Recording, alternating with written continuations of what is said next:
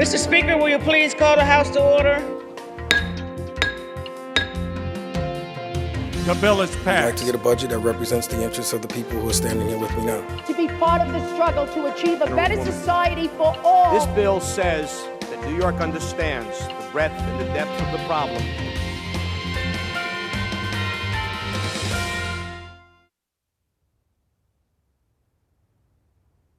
Hi, I'm Assemblyman Tom Abinanti. I represent the 92nd Assembly District. Welcome to the Assembly update for the 92nd Assembly District, which includes the town of Greenburgh, the town of Mount Pleasant, and all of the communities in those two towns. I have with me today Jennifer Wilson, who is the Deputy Director of the New York State League of Women Voters. While 2020 was a challenging year, the issues that we usually deal with did not go away. The League of Women Voters is a leading voice for reform in the state of New York. And from what I hear from the League of Women Voters, we desperately need reform in so many different areas. So I have asked Jennifer Wilson to join us to tell us what the League of Women Voters is, who it's composed of, and what it does. Jennifer, welcome. Great. Thank you so much, Assemblyman. Yeah, it was a year like no other, certainly. And we have to start by thanking you, the Assembly and the Senate, for adjusting so quickly to the rapid changes that were happening related to COVID-19. And as much as we criticize at times, I think that there really was a strong effort to keep the government open and functioning and to ensure that there was transparency for New Yorkers to actually see what was happening at the Capitol. As we speak, the New York State Assembly is in session in a hybrid mode. Some of our members are on the floor of the legislature. Some of us are in our offices. I do a little bit of both. Today I'm in my office in Westchester. I often go to Albany, participate in the session remotely from my office, and sometimes go down on the floor to speak on legislation. We've been trying very hard to socially distance, to limit the number of members on the floor. So I appreciate your joining us virtually today. Are you in Albany?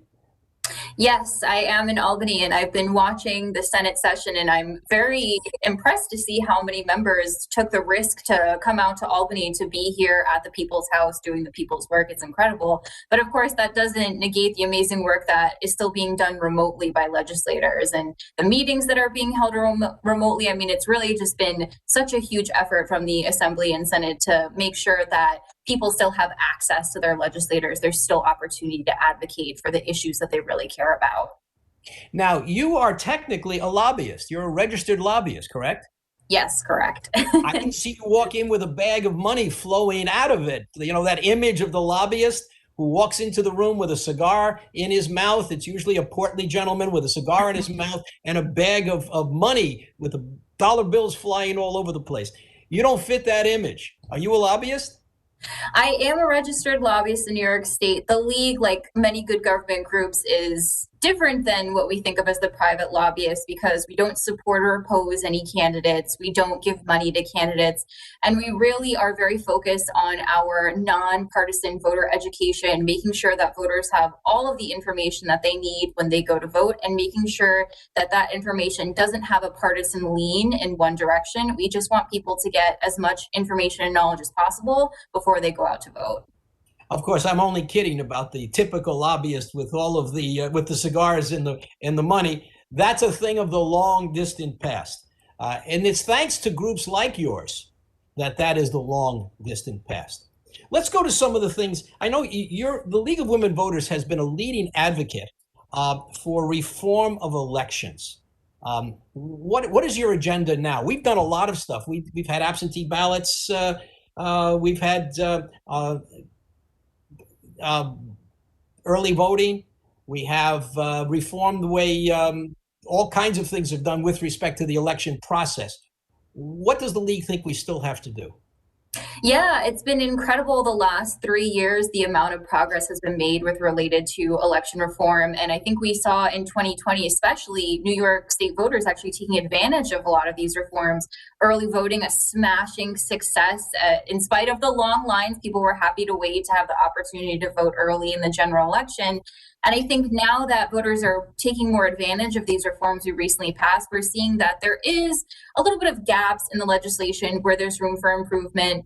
I know that the Senate has passed a package of absentee voting reforms that were directly related to what happened in 2020, and seeing that our absentee voting system is maybe not the most modern, there's opportunity to maybe speed up the counting of absentee ballots, to have a better system in place to validate absentee ballots, to make sure absentee ballots aren't erroneously discarded. And something the league has always advocated for is for greater funding for elections. Right now, our elections are severely underfunded in New York State. I know there's a lot of competing interests when it comes to funding, but to us, democracy is the cornerstone of our entire government. And if we're not funding elections properly, people aren't going to be able to access the ballot. That brings us to a very controversial issue. What is the league's position with respect to public financing of elections? We are supportive of public campaign financing. We weren't wholly supportive of the proposal that did pass during the coronavirus, during the budget that happened then. There were some pieces of it that we didn't totally support. At this point, our new public campaign financing commission is starting to be formed. The new commission will be part of our state board of elections with 3 additional commissioners appointed by the governor, the Democratic legislative leaders, and the Republican legislative leaders. And they will all work together to oversee public campaign financing in New York State. And essentially what public campaign financing is a system that allows candidates to apply to receive matching funds for small donations. So if you're a candidate that maybe doesn't have a PAC backing you up, but you've got a lot of small donations in your community, you can get those matched and have a better chance at succeeding in your election, competing against candidates that maybe have a lot of PAC money behind them. And we definitely think that's important to give candidates a chance to have a fighting chance to win in an election, especially in New York State. We tend to have a lot of incumbents winning elections, but it certainly isn't a perfect system. The funding they're estimating is going to be around $100 million a year, which is a lot of money. And the state is hoping to get most of that money through not foreclosed properties, the abandoned properties. Abandoned properties, right. Yes. So hopefully that will cover the cost. But we certainly don't want to have an undue burden on taxpayers either. Well, I agree with the league's position. I've always been a strong advocate for public financing. My feeling is, I was kidding before about the lobbyist, but elections cost money. And you've got to get the money somewhere. And, and I don't want to see people taking money from big corporations or from big PACs. I believe there's that old line that says he who pays the piper calls the tune. And while we have tried very hard to remain separate and apart from those who would try to influence a government, you have to raise the money. And not everybody can withstand that pressure. I've always run elections on very little bit amount of money. I have very little in my campaign funds. And I managed to run elections on the basis of my record and with volunteers. But it's getting more and more difficult to do that. So I believe that taxpayers are better served if they pay for the elections rather than having big corporations and even large unions paying for elections. I think it's very important. So I agree with your position very much so. One of the other issues that has come up is the question of how do you create a district? There's redistricting is coming up this year. Every 10 years, we have to redraw the lines. In the past, the legislators redrew the lines. The Assembly did the Assembly, the Senate did the Senate, and the governor did Congress. What's wrong with that system? Yeah, and this is certainly, in my opinion, one of the more exciting things that we're working on this year. In the past in New York State, yes, the legislature did draw their own lines, which leaves a lot of room open for gerrymandering to happen. And certainly in the past, we have seen gerrymandered districts throughout the state. both in the Senate and the Assembly. And now, for the first time ever, New York State voters are going to have an independent commission drafting these lines. This was done through a constitutional amendment back in 2014, which the voters, of course, had to vote to approve. So this was something that was proposed by the legislature, but then approved by the voters. And now, for the first time, will be implemented. This commission has formed as a 10-member commission. They've started doing their work. They're working on getting their funding appropriation released. And I think that this is, in my opinion, the topic to watch for New York State voters, because our district lines, we don't think of New York State as a very gerrymandered state, but when we actually look at what our maps look like, they look crazy in some parts of this state. They just look totally random and they don't make any sense. And in some cases, they're separate maps. It's very interesting to look at New York State's legislative maps. So it's exciting to be doing this for the first time in 10 years, or for the first time since the last time, and especially exciting to be doing it with an independent redistricting commission for the first time. Yes, the commission is supposed to be starting. You referred to funding. There is a problem. The governor has not yet released the money for this commission to start working. And they really do need to start to work on the information that they get from the Census Bureau. So that is a problem. And it's going to be interesting to see how this works out. You also have been interested in court reform, another branch of the legislature, of the government. Tell us what your proposal is there. We're running out of time, but I want to hear 25 words or less. What does the League of Women Voters support with respect to court reform? Yeah, my 10-second pitch is that New York State's 11 court system is one of the most complicated in the US, and it directly impacts low-income communities. If you want a divorce because of domestic violence with your partner, you have to go to 3 to 4 different courts to get your divorce, to get your order of protection, to get your child custody, to get your child support payments. It's just overly complicated and needs to be simplified. I know there is a proposal that was floated by the chief judge of the court, which has been around for many, many years. I, for one, with many of my colleagues, have some concerns about that. We think the way it's designed, it gives the governor an immense amount of power, and it gives the chief judge an immense amount of power, and takes freedom away from the judges to make the decisions that they should make on the merits, because they may be afraid of offending someone.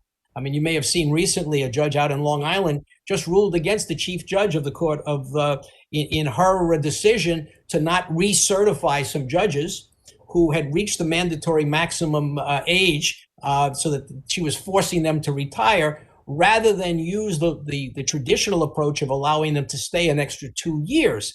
And she's doing this supposedly because she wants to save money.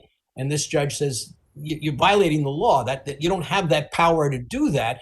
But under the proposal that the court has made in changing the quote court reform, this judge would be able to be punished by the Court of Appeals chief judge. So that's one of the concerns that we have, and I look forward to having that conversation with the League of Women Voters and many of the other reform groups that have come forward and supported some kind of court reform. I do think we need some court reform, but I'm very concerned about that particular proposal. Unfortunately, we are out of time. But tell me, if somebody wants to get involved with the League of Women Voters, how do they reach out to the League of Women Voters? Yes, they should visit our website, lwvny.org. We have all of our local leagues around the state listed there. We have 46 chapters in New York State, and we would love to have you come and volunteer with us, do voter registration, help with our advocacy work, and continue the conversation with you, Assemblymember Abinanti, on this court reform topic. Right. I am a member of the League of Women Voters locally in the river towns. For years, I resisted joining because I said it should be the League of Voters, not the League of Women Voters, if you want men to join. But I finally said, okay, I'll join, even though you've got the wrong name. But I have been an active member of the League of Women Voters in the river towns in my community. And I want to thank you for joining us. I look forward to having you come back again, because there's so many more topics we need to cover, and it's hard to do it within 15 minutes. So I'm just going to say to my constituents who are watching, if you need some help, don't hesitate to call my office. We're working remotely, but we're working around the clock. 914-631-1605, or just go online and look for Abinanti. And you'll find me and a way to reach my office. Stay safe.